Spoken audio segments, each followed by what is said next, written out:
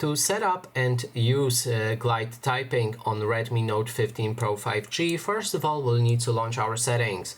Next step is to scroll all the way down and click on additional settings.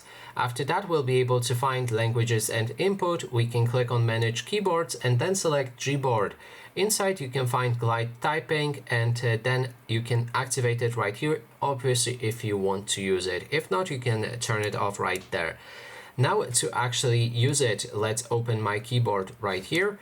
And then now if you want to write a word, for example, let's say dog, which is very simple to write, because more complicated words will be more complicated to perform with glide typing. What you need to do to glide type is click on a starting letter for that word and then start moving around to other letters for that word.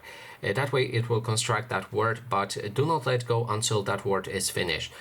So let's write the dog like this.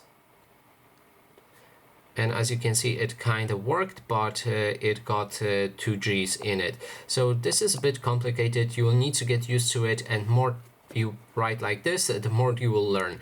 And that is basically everything. Thanks so much for watching, and if you like this video, please consider subscribing.